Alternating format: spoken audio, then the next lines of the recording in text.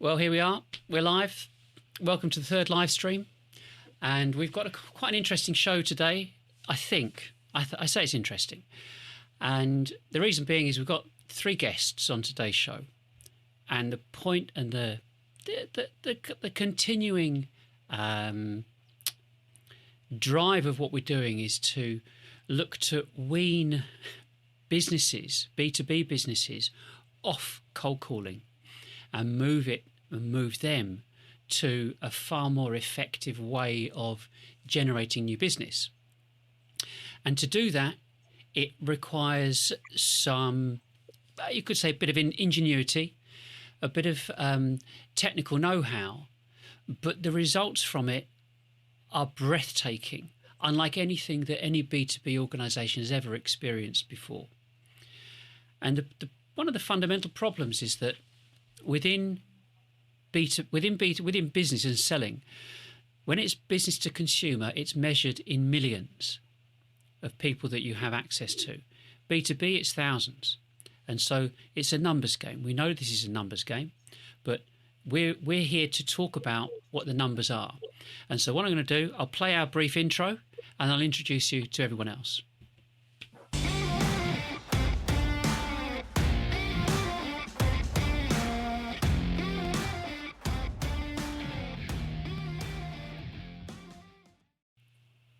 Okay, well, here's the team. I think the easiest thing to do first is just to explain. We're going to have a four-way conversation about how marketing has been done, how B2B marketing has been done, how telesales has affected everybody and how it's being used, and ultimately looking at how businesses acquire the data in order to call people, and the experiences that people have had and that people have in general when it comes to businesses trying to generate new business. So I'm not going to, there's more than enough information on our website about everything that we do, so we're going to get straight into it. And I think if we kick off with, I would say, introductions. So Liz, why don't you just share briefly who you are and what you do? Okay, I'm Liz Main. I currently work for a pretty large international software company. Previously, I spent about 15 years in telecom sales, selling phone systems, voice recording solutions, and have done the cold calling on the phone, not so much going out and knocking on doors, but certainly doing telesales. And now I am on the receiving end predominantly of people making phone calls, because I'm the business support manager. So that's me. Okay, Dean? Yeah, so I've been in the sales, well, I've got over 10 years of experience in direct sales, predominantly in B2B. I did start off door to door, so I do have the hustle culture as part of my DNA, and I've done the jobs where I've been full-time teleprospecting, from 8 in the morning till 6 in the evening some days. So I've done the apprenticeship, if you will, and currently I'm B2B in the enterprise e-commerce space, selling to online retailers. Right, okay, cool. And Alex? Hi, yes, I'm Alex. So I work for Marketscan. We are a B2B data provider. So we've been around since 1982, so we're quite long in the tooth. And what we like to do is help people and talk people through how they can use their lists to the best benefit. So with a mixture of different marketing channels.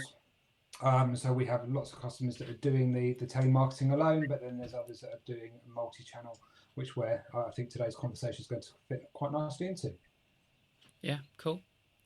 Well, I mean, we've between all four of us, we talked about marketing, about the methods that are adopted and that exist, but there's never been any change, and we've kind of analysed it almost to death, but to understand why it is what it is and where it stemmed from, and I've kind of written about it in the past about, it started in the 1950s when people were doing door-to-door cold calling, and then it moved into telesales and so on, and really that model hasn't changed a great deal, even when people want to they want email to work. They want it to work to the best of their advantage. And I think it's all because of B2C. B2C have a kind of success ratios that B2B want to have for themselves as well. But they self-sabotage in the way that they do it by using marketing automation and hiding all their content behind email forms, which people end up either not getting access to or not even being able to find them on Google because they're all hidden. So it's kind of like the browbeating process of telesales. I mean, Liz, you get a few calls per day. Yeah, I do. And I think, I mean, obviously more so now than ever before, because all of our team are working from home. So that's one obstacle to overcome. But I have heard every tactic in the book. I mean, I am astonished at the way people will try to get past the gatekeeper. And so, I mean, some of the people that I speak to, sometimes they get very upset with me, very angry with me and moody with me like a teenager, as if that's going to persuade them to transfer their call. Never in a million years. But I also get, I mean, some of the most memorable ones, we were chatting about this yesterday, some of the most memorable ones I've had, I had the guy that told me he couldn't possibly send me any information because I just simply wouldn't understand, and it would take him too long to put an email together and explain it to me. And 14 and a half minutes later, because now they've become sport and everybody's sitting in the office, we all think this is hilarious. 14 and a half minutes later, he's still talking to me, and I have basically stopped listening until the point I just had to put the phone down because he just wouldn't stop talking. So that's tenacious for you, but tenacious to the point of just being ridiculous. I get the people that pretend to be somebody else. I had a guy phoned me up and said he was one of our sales guys who's actually based in the US, and he needed the number for one of our VP of sales in the UK, and he really needed to speak to him. He was getting on a plane and hadn't got his number, and I was like, no, and actually the person you're pretending to be is American and you're not American. So he hung up on me. So I've had, I have had a few people try to contact me, and I think, that you come to the conclusion that actually you can try every tactic in the book, but you are always going to come across somebody like me, somebody who, and sometimes I'm nice to people, I am, because I've done the job. I know how hard it is. And sometimes I will talk to people, and maybe I'll lull them into a false sense of security. I don't know. But I am nice to people, but there are certain tactics that, frankly, oh, can you give me their mobile number? No, it's not. No, you're not having a mobile number. And so more so now than ever before, because a lot of people are working from home, people are just not getting through. It's very, very difficult. And I appreciate how hard it is, but do you get how many calls you use on me? I'm not falling for it. Do you get many calls? How many calls do you get? I mean, before we went into lockdown, I would probably get maybe half a dozen calls a day, at least. Right. And prior to that, in different organisations, I would get more. I will get more than that. But I think the tactics have now become a bit more aggressive, and have become more aggressive, I would say, in the last 3 to 4 years. People are really, in fact, I had one guy phone quite a long time ago, and he said, oh, could I speak to Andy, please? And I said, Andy? And he was like, yeah, Andy Long. And I'm like, okay. He said, I've spoken to him before. I've spoken to him about pensions. And I was like, oh, really? He said, oh, yeah, like he was really good friends with him. And I said, well, first of all, if you had spoken to him, you would know nobody ever calls him Andy, ever. So I know you've not spoken to him before. You put the phone down on me. So I get a lot of hang-ups. But just because they're not going to get through. But I do probably get about half a dozen calls a day. And what's the kind of the general consensus or the instructions from like senior management or other people? What's their view on? I don't want to talk to that person, and I actually find that even when I was, on the one hand it annoys me, but on the other hand I see why they do it. They fill a form in, they download a white paper or a document or whatever on somebody's website. They never put their mobile number. They always put the main office number. So that to me is just like, you don't want to speak to them, because otherwise you give your mobile number. If you genuinely wanted a call back, you would give a mobile number. And because they don't, it's because they can't get the information that they want without giving a number. Yeah. And so they give the main office number. Why not? And but I don't know. The instruction is don't give out any. You don't give out any confidential, which I consider to be confidential. Mobile number. I give out my email address. I don't mind people badgering me, but I do mind them badgering other members of staff that have got better things to do than field calls and field emails. So that's why I don't put them through. It's, you just don't. And I even found that when I was on the receiving it, when I was doing the telesales, it was like, no, I can't put you through, or I can't give you any information. I can't confirm an email address. We have a policy of we don't take cold calls. That's it. And there's nothing you can do. Yeah. I'm sure Dean finds that sometimes, that, the gatekeeper is like, it doesn't matter how good you are, you won't get past that gatekeeper in many ways. Yeah. Especially on the cold call, I would say. Dean, what's your take on it? What kind of problems did you encounter pre-2020 lockdown, and has that changed over the past 12 months, whatever months, however many? It is 12 months, isn't it? Yeah, no, fair. It feels like longer, doesn't it? So I can understand why you're trying to count the months there. But I've got quite a different answer to a lot of people. I find it's about the same now. The first lockdown, there was initial shell shock period where everyone just ran for cover, and everything was literally on the quiet. But right now, I'm finding it's pretty much the same as it was pre-pandemic, in my opinion, because I was struggling to get people on the phone then. And the conversations I'm having, the meetings I'm having, the engagement I'm having in sales is pretty much at the same level it was pre-pandemic.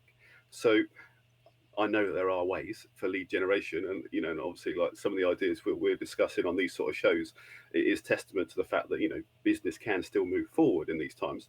But in terms of the phone and cold calling, I was definitely finding it wasn't productive. So if I go back to say 2013, 2014. I was full-time banging the phones, 9 till 5 every single day, and it worked. It worked a treat. I was filling up pipelines, filling up opportunities. Things were moving, and I'm one of those people that I don't mind putting the work in as long as I can see the fruits of the labour, so to speak. Yeah. But for a long time, it's just not been viable. It's just not worked, And the old sort of mentality of just do more, just do more, just do more. I know one of the topics we discuss a lot is how do you scale something. Just doing more isn't really that smart a way to scale something. There comes a point where what more can you do? And to give some examples, and this is like going back to maybe 12, 18 months before the first lockdown, I was calling up teams and they were basically telling me that there's no desk phones in the office. If you want to speak to the relevant people, you need to have their mobiles.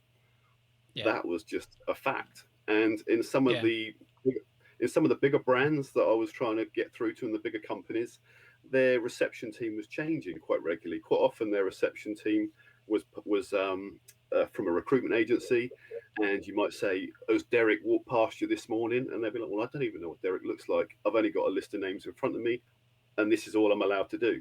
And by default, if anyone had any decision-making potential or decision-making capabilities, they're not going to be on that list. And like to sort of coin a phrase of like recent comedy, computer says no. Like, can I speak to Mr. Jones? Computer says no. Like, that is it. Like, there was no way forward, and you couldn't get any more information out of the reception team. Like Liz, she's quite professional. She's been around. She knows her company. So if you speak to a Liz nicely, I think you can get a lot of information. But a lot of these reception teams, they deliberately don't know anything because they don't actually work for the company. Therefore, that it doesn't matter how plausible deniability, Dean. It doesn't matter how If skilled you don't you know are. the information, you can't pass it on. Don't give the receptionist any information. She can't, then she can't share it. 100%. It doesn't matter how skilled you are at grilling people. If someone doesn't know something, you can't get it out of them. You know, and I've got loads of opinions speaking to PAs and things because I think they're absolutely fantastic advocates if you speak to them nicely. And then you can get a lot of information, but that's a completely different story. Now you're dealing with people who actually understand the business. Quite often, the people who answer the switchboard numbers, and it's not judging them because they're not smart people. It's just that they don't know the company, and they never told anything about the company. So how would they be able to share any information? So to cut a long story short, I think I've gone around the houses there. I'm finding the success of the telephone is exactly the same now as it was pre-pandemic. But I think what's happened is now there's a light shone on it, and everyone's suddenly going, "Oh, it doesn't work. It didn't work before." But now all of a sudden, people are a bit more accepting of the fact and starting a discussion around it. Yeah, I mean, in terms of, I have I say a preconceived idea. It's not but the tools that people have got to use are all pretty standard in many companies. You know, you've got Salesforce, you've got automation, and so on. Is it commonplace to have dialing from the screen?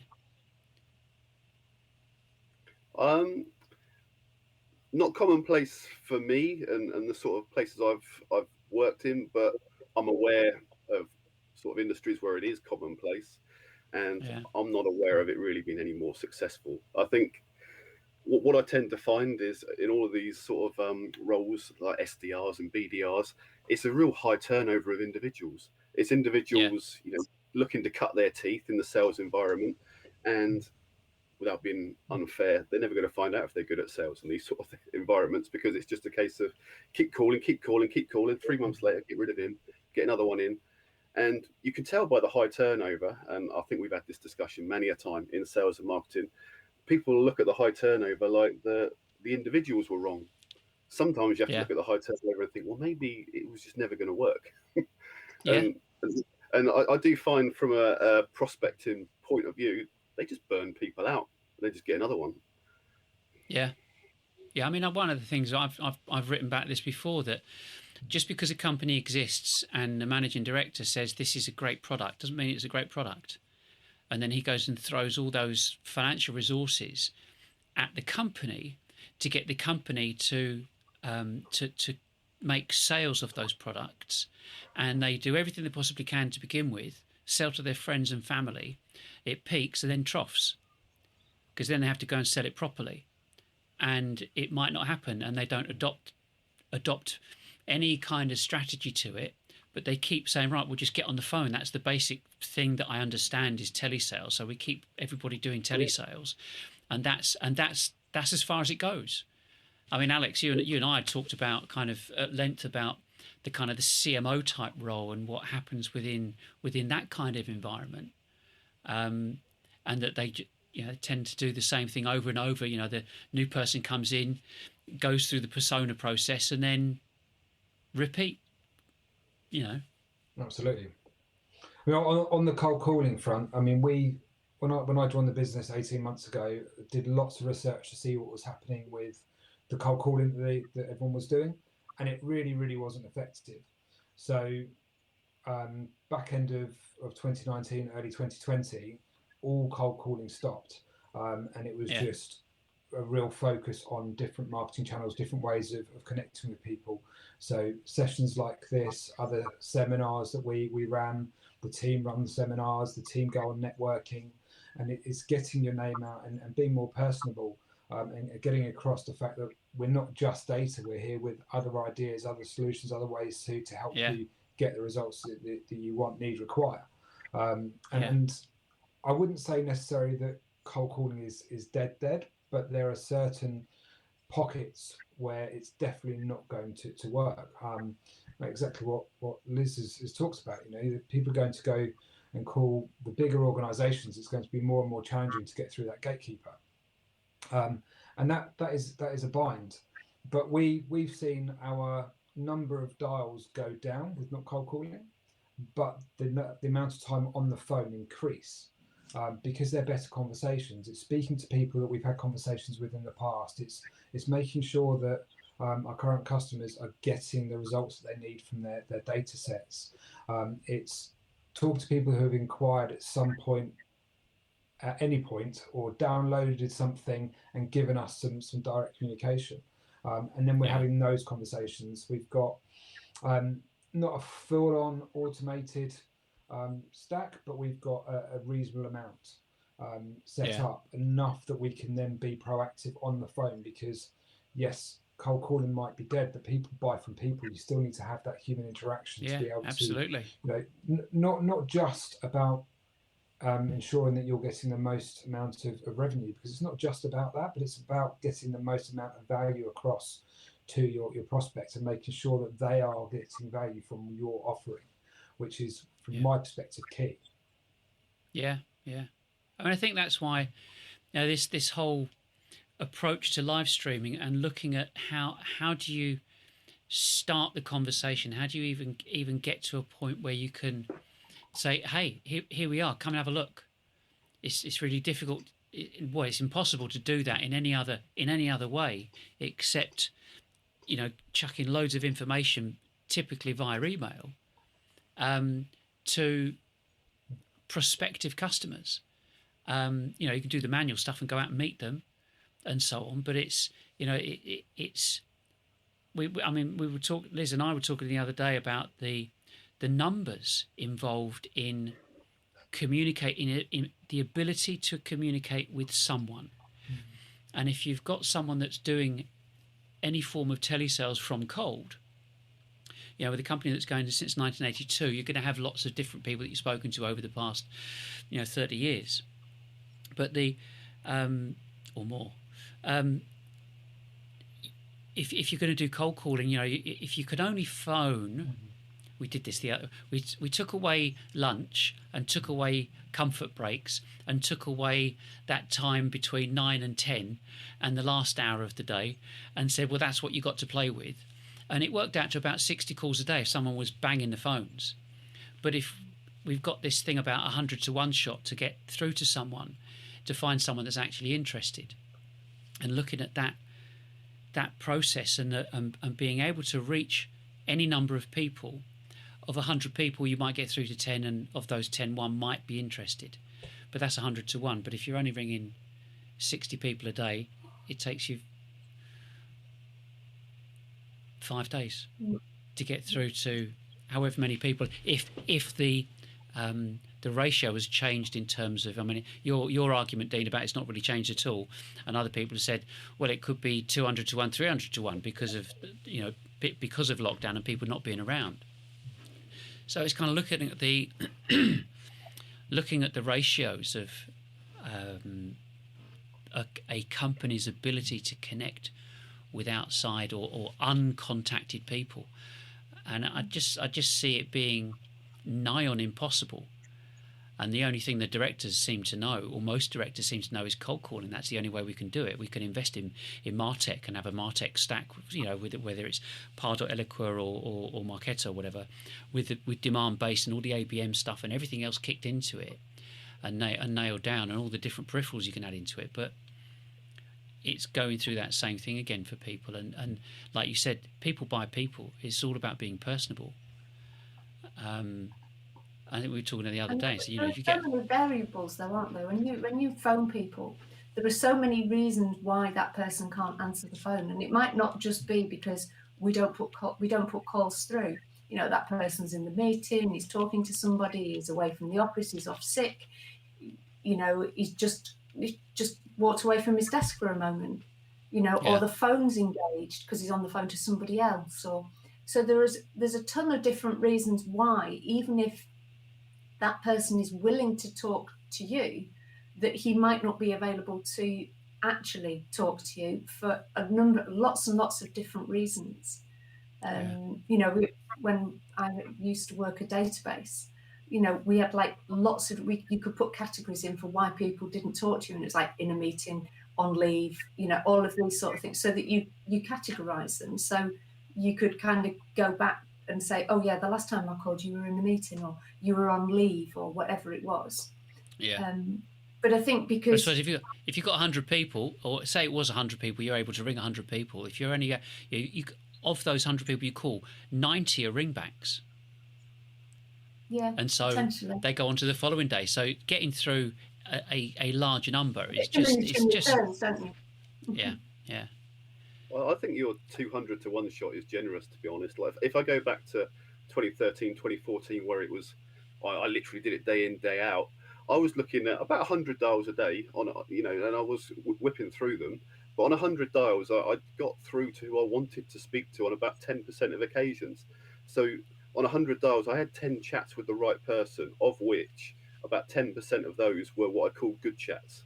9 chats were like nice to knows, thanks for calling me, not interested. But at least I got through to the right person. Those, I'd say 10% of the test. So one good chat a day. But if you're dealing with B2B and it's a decent sort of ticket item, one good chat a day is a result. Because that's 20 sort of good leads a month. That's not 20 deals. You don't have to celebrate for half an hour. Yeah, unless you statistics. But if I was to do 100 dials today, I would be absolutely over the moon if I actually got through to who I was trying to speak to on 10 occasions. I think it's beyond just the whole numbers thing. I think the culture's changed. I think, my experience being in an office now, if a phone rings, it doesn't mean you need to pick it up. Whereas 10, 20 years ago, 10, 20 years ago, a phone rings in an office, everyone's looking sideways going, someone's going to pick that up, that's serious. Like it was a culture, you don't leave a phone ringing. Like we got I remember like 15 years ago where people used to have, we've got a policy in the office, 3 rings and it's got to be answered. And things like that. We all remember these policies that used to be around. Now a phone rings, it's like, I haven't got an appointment, so it can't be for me. and the phone's become a tool which I find people expect an appointment. They need to expect it to ring, and I'm not just talking about business either. This is almost like the same in my family life. I can't just call me mum, like if I do, it's not that I don't just expect her to answer it. And 9 times out of 10, I'll get a message back saying I couldn't answer just then. What do you want? And it's not because people are rude. It's not because people don't want to talk. And like you say, I do think business is personal, and people do want to have these conversations, but they want to have them on their own timescales. They don't want them to just suddenly pop up in their life. And I liked what Alex was alluding to. Like, I'm against the whole thing. It's a numbers game, because I don't think it's a qualitative process anymore. I don't think it's about quantity. It's about quality now. And Alex made that point very clearly and very, very correctly. The phone will never die. Like SEO is dead. We've had all these false horizons before, but the phone will always be there. But it's more about quality now. The idea that you can just bang it until it gives you a result is a fool's errand right now. You need to use it effectively, and conversations will still happen.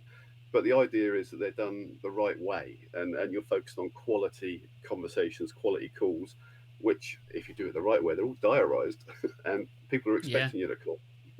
Yeah.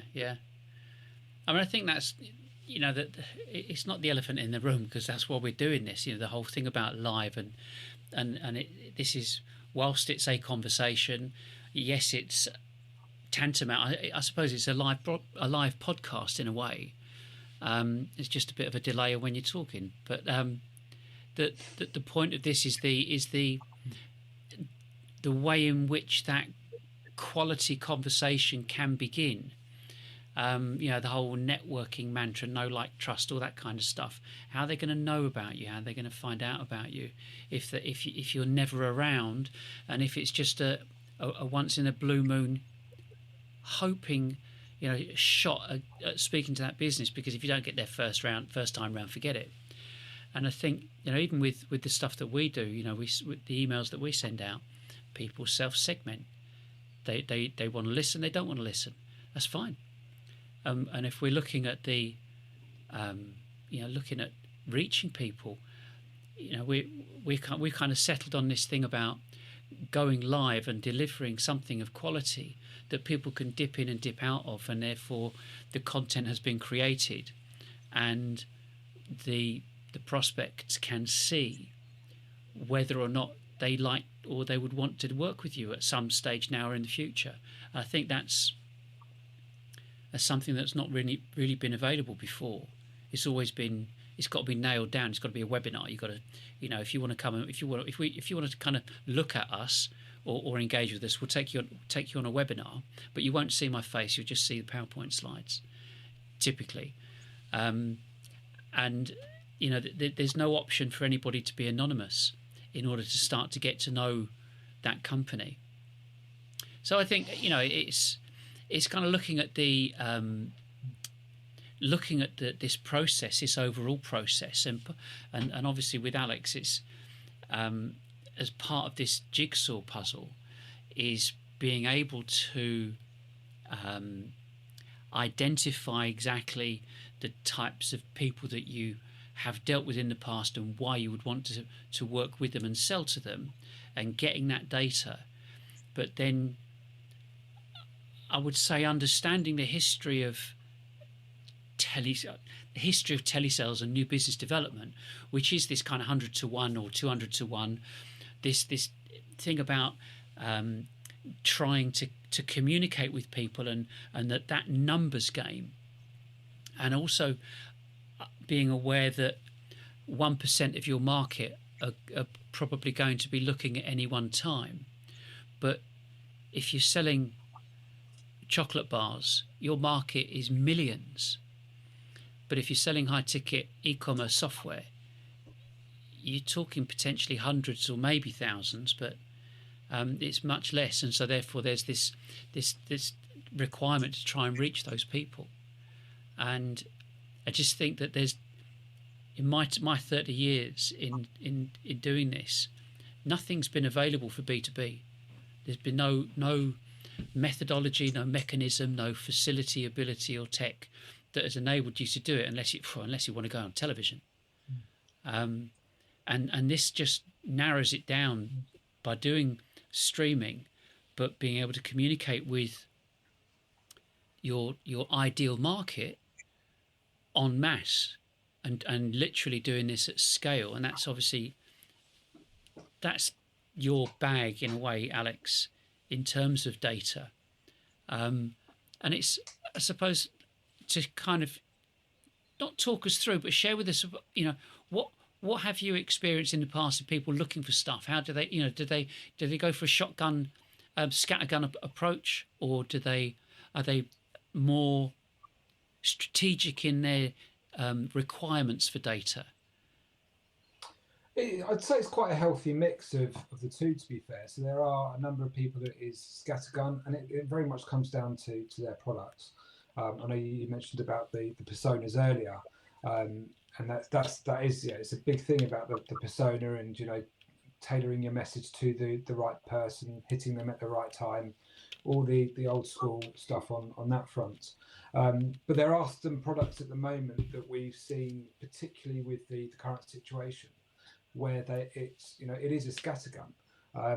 Now, in the past, where they may have been solely focused on telephone, that's been more difficult. So we've seen a bit of a shift to more people buying email. However, again, in the last 2 months, we've seen the shift change again slightly, that people are more interested in postal than they are in telephone numbers or email addresses. So we are still seeing people doing different things. And my personal view on postal at the moment, it's a really, really good way of getting in front of people, because the telephone goes, as Dean said, you know, it goes and you can ignore it now.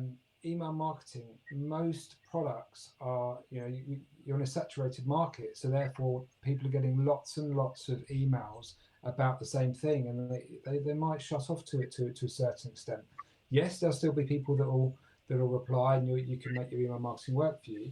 But postal, you don't get much post these days. So if you've got a really nicely designed postcard or something that's slightly quirky that you're putting on someone's desk, they're more likely to look at it and take note.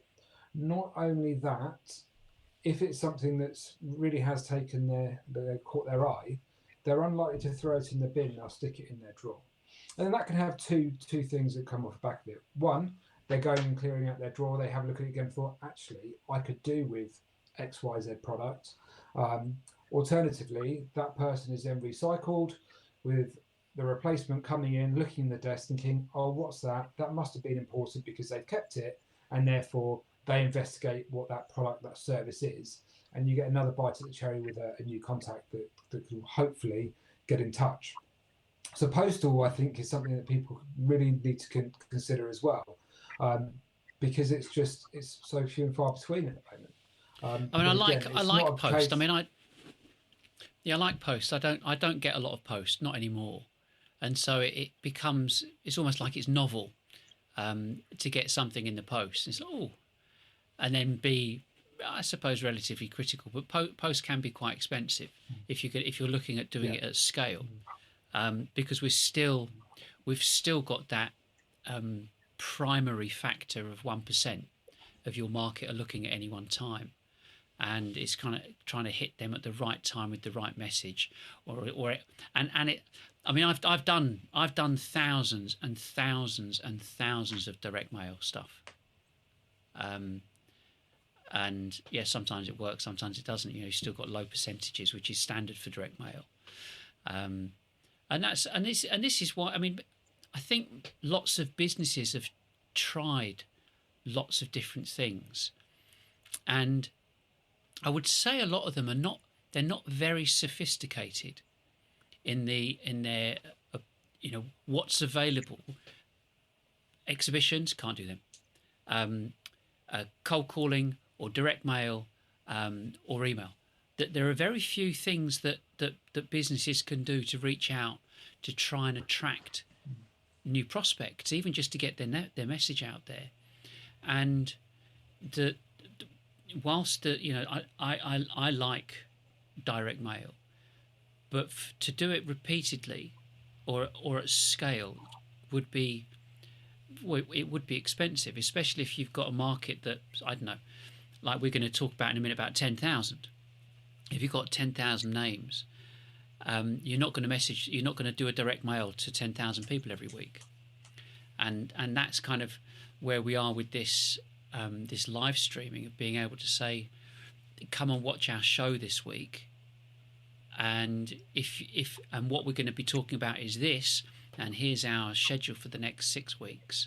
If we don't see you next week, we'll see you the week after, and that goes out again and again. Doing something similar to this, that type of thing, and I think because it's not been very sophisticated, there's this, I think, tendency for people to think that this is complicated because it is sophisticated, if you want to look at it that way. But it's the reach is beyond anything that they would ever get. Send out 10,000 emails at a click of a button of a mouse. I think the most complicated thing for people is the mindset. Because going back to the direct mail and all these things, I was brought up on the whole direct marketing sort of like way of lead generation. It's 40% list, 40% proposition, 20% in the copy and how you package it. And that kind of covers your email, your direct mail, your prospecting. It's like, right, here's your proposition, here's your list, here's your script, here's your copy. And that kind of is that mentality, if that makes sense. I think what's complicated about this kind of thing for most people is they're like, well, this is all lovely and that, but where's the deals? Telling people what's interesting. If you're in a campaign mentality, I call it campaign mentality. If you're in a campaign mentality of, right, I've sent my proposition to this list with this copy, I know that at the end of that, that's my leads. But if I do a live, I think people struggle with, well, that doesn't make any sense. Like, where's the leads? Where's the lead gen? And I think that's the most, because like you say, the technical getting it set up is actually relatively easy once they've got it in their head that this makes sense. And going back to like the way I do emails, I kind of got rid of the campaign mentality a long time ago, because I don't know if Liz can share any numbers of her specifics, but everyone I speak to will say they get 30, 40, 50 prospective emails a week. And they're all based on that. This is the list I sent it to. This is the proposition. Do you want to buy it? And there's some sort of a call to action on all of these emails, because it's what I call the direct marketing campaign mentality. And the success I've had with email is by sort of like getting rid of all that campaign mentality and thinking, oh, you work in this industry, here's something interesting, come and check it out, which is Yeah. a bit more along the lines of what we're doing here.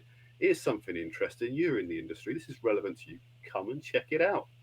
Now all of a Yeah. sudden, that one email in a sea of 50 or hundreds, which has all got a call to action on it as part of the direct marketing methodology, it's like, well, that one email stands out. It's like, well, that's interesting. Yeah, I do want to know more about that. I am interested.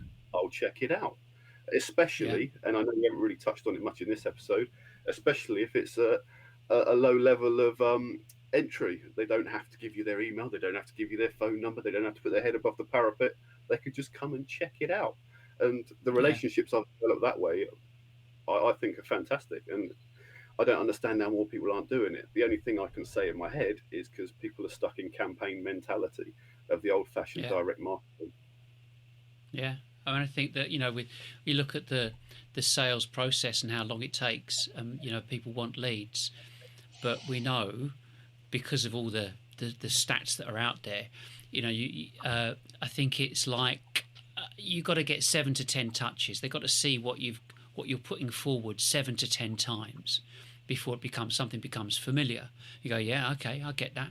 And you go, but 1 in 3 get through because it's been deleted, didn't see it, you know, wrong mood, blah, blah, blah, which means if, let's call it 10, you've got to produce 30 pieces of information or content to get somebody's interest and accept that 2/3 of them are going to just disappear or fall by the wayside.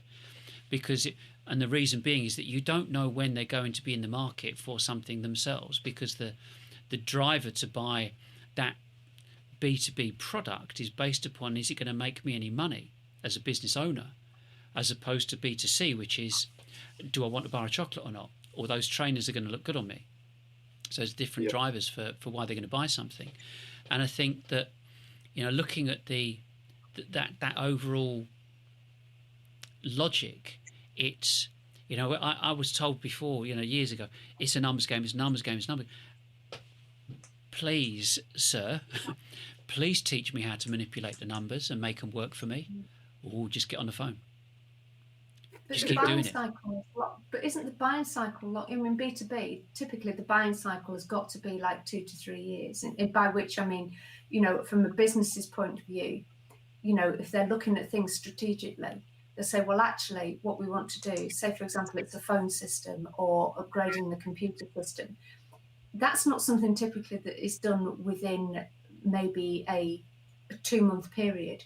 You go through a process. I mean, one of my biggest deals that I ever won when I was selling phone systems took me about... The restream is back up. Don't know where Dean is. Don't know what's happened to him. What can I say? The wonders of modern technology, and then it all just crashes. Perils of the live demo, as they say. Oh yeah. But it's also in the recovery, isn't it? Yeah, absolutely. We've all been there. You didn't go. I don't think Dean's gone. Maybe Dean's, it didn't.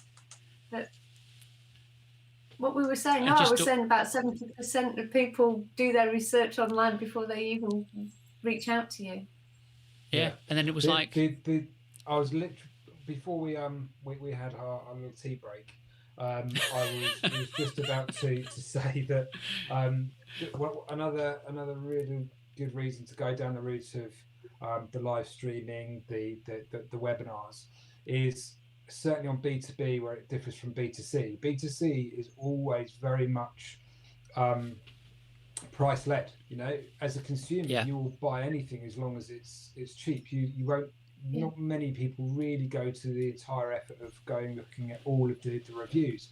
But in B2B, it's very different, especially if you're working with a technology of some description, with Capterra, G2 Crowd, and various other different reviews. So it comes down to trust and value. Are you going to get enough value from the product? Again, Nigel, you were talking about sophistication, that things aren't that sophisticated. Right? again, this is there's a time and a place for sophistication. And you today you've also talked about Eloqua, Marketo, Harder, and those types of products, which are very sophisticated. They can do a hell of a lot. The problem is most people that I've ever spoken to that have used them do not utilize them. They do not have the understanding, and to turn it into something where they do isn't going to be your, $2,500 and you're away. You're talking some serious wedges as a business. It's a lot of your budget that takes from you. Most people I've spoken to use Marketo and Eloqua. You're starting at £4,000 a month. That's a significant investment when there are products out there which can do actually everything that you are using it for at a much more reasonable investment point. And then using the likes of the live streams like this or webinars to really get your point across. People can see you, people know who you are. And I don't mean the death by PowerPoint webinars that you talked about where you don't see the face. I mean, when you are seeing almost the whites of the eyes, or as much as you can do whilst we're in lockdown. And it's a starting point. Then if you do get to the point of having meetings, you know who to look out for, you know what they look like, you've heard them speak, you may have had some other dialogues in between, telephone call or something like that. So you can use that as your funnel from live stream through to meeting, and hopefully from meeting through to the dirty word, which is sales. And again, wait 1 second. Let me just I got chucked out, you said. Use the same link and come back.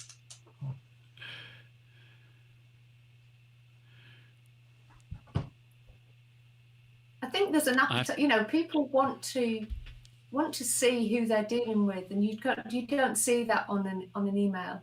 You just don't get the personality behind when there's an email going out. And I also think by investing heavily in that kind of software, I think there isn't really the appetite to. There's so many bolt-ons with something like Marketo. It's difficult for a company to get them all under their belt, and because there's a relatively high churn in marketing in a lot of across the whole, whether it's lower level or upper level, there's quite a churn of people that somebody that's learned all about how Marketo works, they move on. They get the grass is greener somewhere else, and they move on, and so that resource is lost. And I think with live streaming, you give your if you're a true Marketo champion, someone would always pay you more money to do exactly the same. Yeah, of course. So that's why you get that churn on those particular. And it's also that kind of entrepreneurial thinking, isn't it?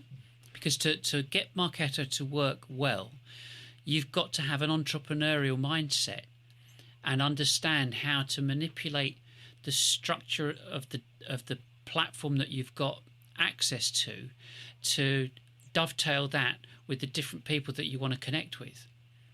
There's always a place for it. I mean, even with the live stream, you've still got people looking at getting an email series, or that. Even if you do want, I think the difference is if you want somebody's information, if you want to track someone to be able to KPI that whole sales process from the beginning, starting in marketing, then of course you're going to have to use that. There are some brilliant, very, very clever packages, but if you say, well, how's it working for you?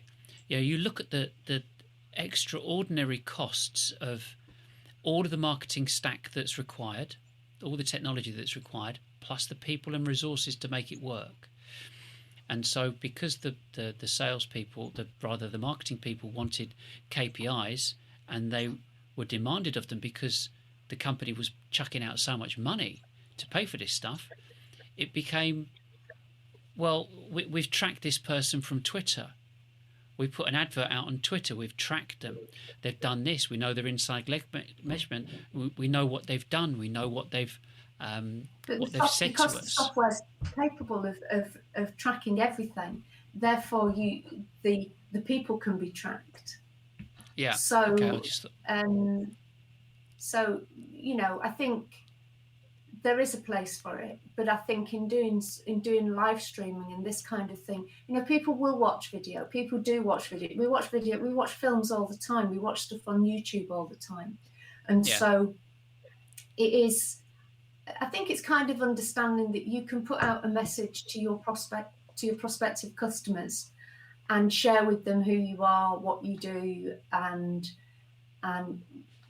welcome them into your business in a way that an email just doesn't do that. You welcome people into your business. When you're on a live stream, you welcome people into your office, into your space, and say, this is me, welcome, come and have a look around, see who we are, see what we do, see whether this is something that would interest you, see whether you could work with us in a way that a webinar and an email just doesn't do that. I was just going to say that at the moment with the working from home from everyone, I think it's quite a nice thing, the welcoming you into your office, but your office being your home. So it is much more about people than I think it has ever been before. All the clips that you've seen of kids coming in. I mean, I've been on a couple of calls and my kids have come in, homeschooling, you can't avoid it. And I actually think it's a positive. I'm not sure I'd say, oh, sorry, the kids are asking me a quick question. Obviously being a parent is the best job in the world. And you've got to support your children, but at the same time, they get to see you working, which is really valuable lesson for them to think that actually, I don't just leave the house and have a jolly for 10 hours a day. They're getting nice things because I'm out there working hard, and they get to see that firsthand. I'm just agreeing with the point of letting people into, obviously not your full personal life, but an element of who you are as a person. I think that's so valuable. I think that because I think in a lot of B2B companies that there's very much you've got your family life and your business life are very separate, and I think that the two have come together and now using welcoming people at whether it's a Zoom call or whatever it is, but in this instance having a live stream, I think it just shows a far more human element than we've ever had before. And maybe breaking down some of those barriers, those obstacles that in a B2C environment we just don't. It's just not the case. B2C, people make emotional purchases. You don't generally make an emotional purchase about a printer unless your printer's really, really ticked you off, and this one is is just amazing.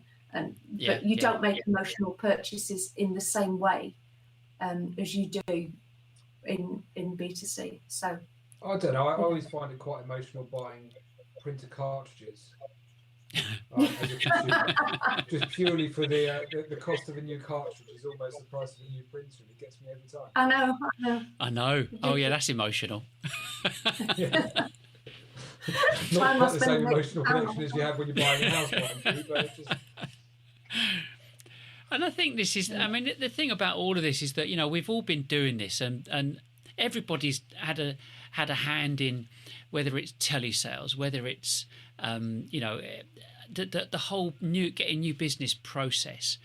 And I've been searching for something and looking to, kind of analysing the markets and say, what could we do that it not takes the least amount of effort? It's not about that.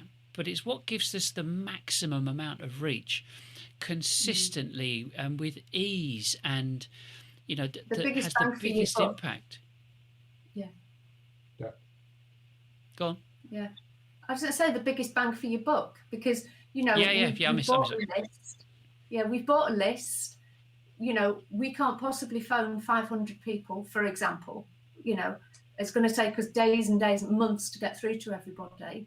Whereas if we invite people to look at us, at least we might get, 1%, we might get 10%, but you don't know. But you're certainly going to be putting it out there and welcoming people in and giving them the opportunities to look at you.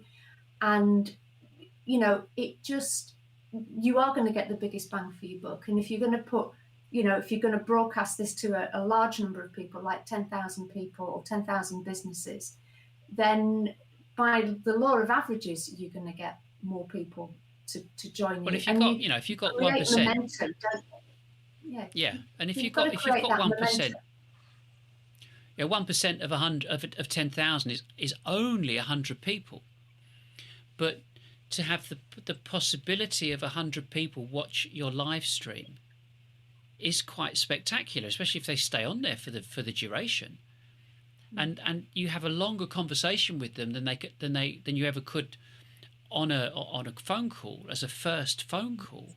But also, if you've got any questions, all you have to do is just in the comments if you're on Facebook, do it there. If you're on YouTube, do it there, and just type the question and I'll answer the question. I won't mention your name, but just chuck a question at us and we'll answer it. So you're able to do that and have that anonymity that you couldn't before, but it's real, it's in real time. And I think that's the most exciting thing about this. And it can be a four-way conversation like this, or that you can have 5 people on there at the same time. One person with four people being spoken to. But it's looking at creative ways of using this technology and saying, well, how can it benefit a company right at the very beginning? Right at that initial process of getting the ball rolling.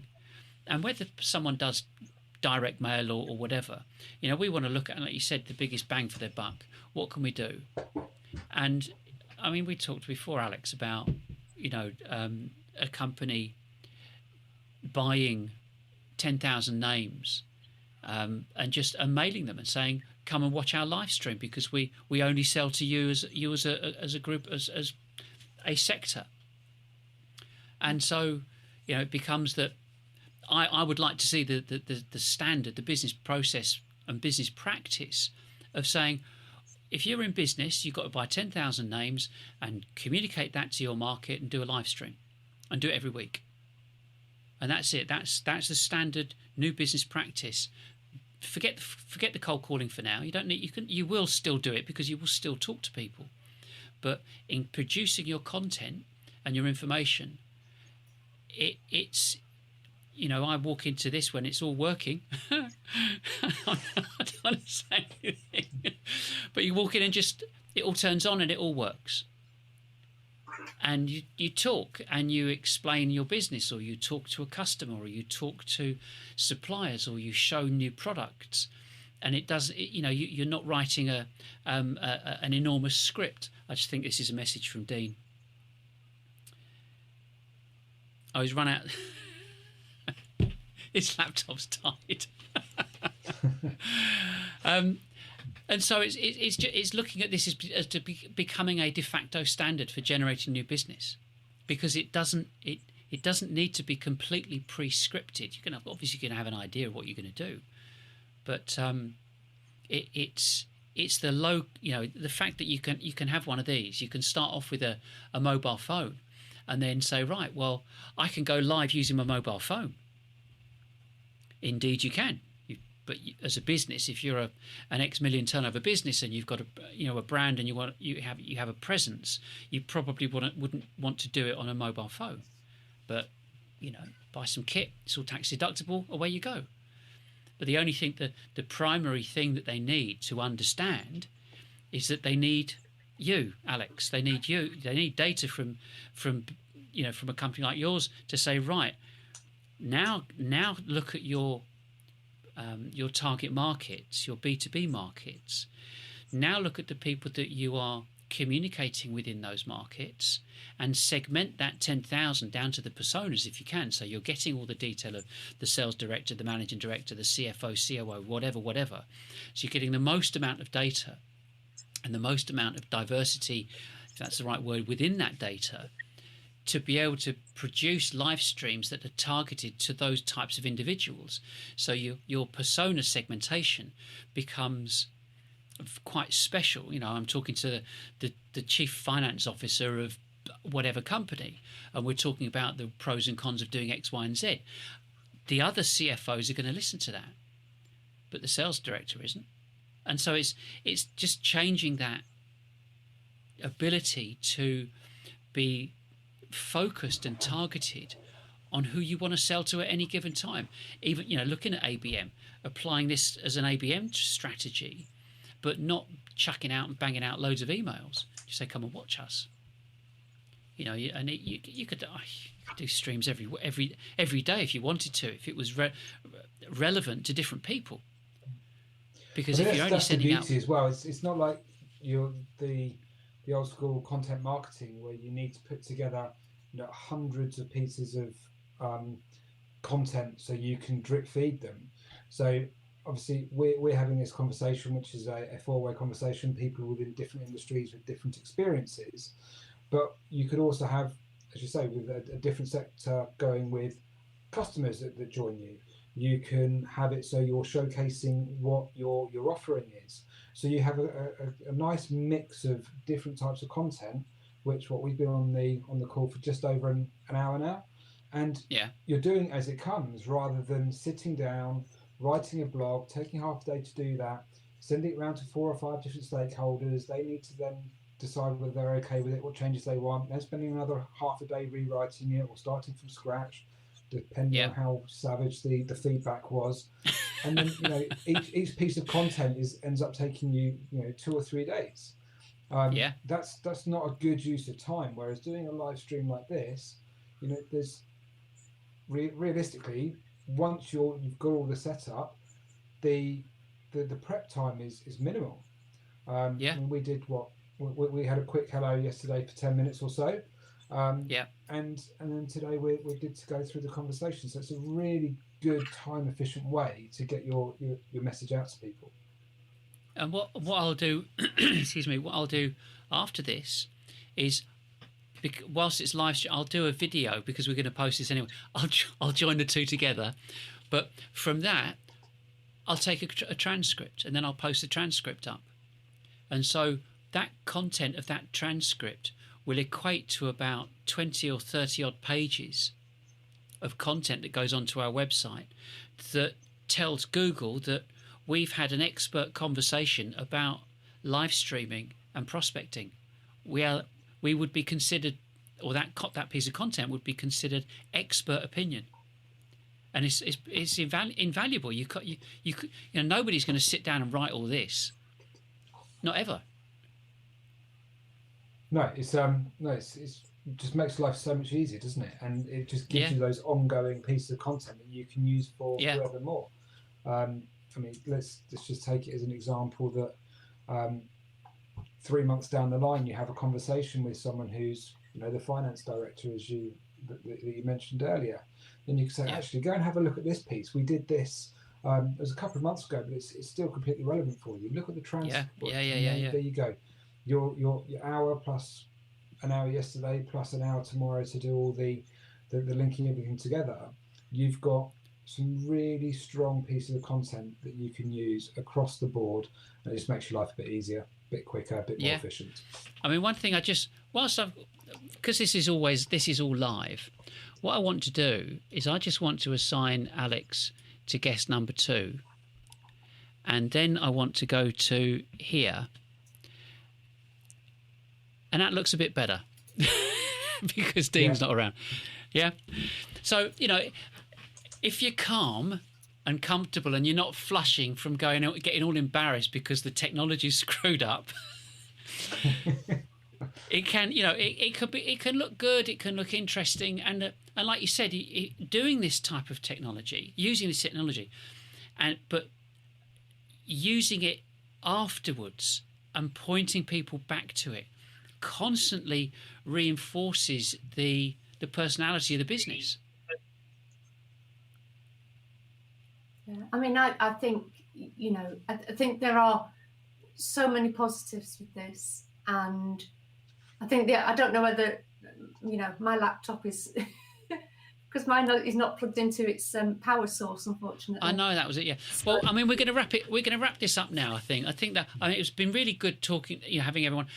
It's something that needs to evolve. This is kind of cutting edge in terms of B2B delivery, off the cuff, just having people come together and do this type of thing. It's good fun as well.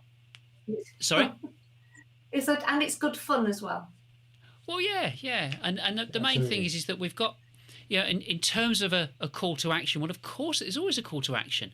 You contact us, and if you need that, if you to talk about this in a fashion that makes it relevant to your business. And so, anybody that's watching, if you lasted this long and you came back at the end, then that's great. If not, you'll be watching this as a video. And the point is that you can contact us. Our details are above, and our telephone number's on there. Any questions you've got, just ask us. I think Liz's laptop has died. We bought a new adapter, and you can't plug the power lead in with the HDMI adapter. Madness. Anyway, we won't have that next time. Anyway, yeah. Well, the troopers are left. The troopers are left at the end. Yeah, exactly. Last man standing. Yeah, absolutely. Well, listen, Alex, thanks for joining us. No, Nigel, great to speak to you again. I look forward to and I'll catch up very soon. Yeah. All right then. That's great. Bye for now. Thanks a lot.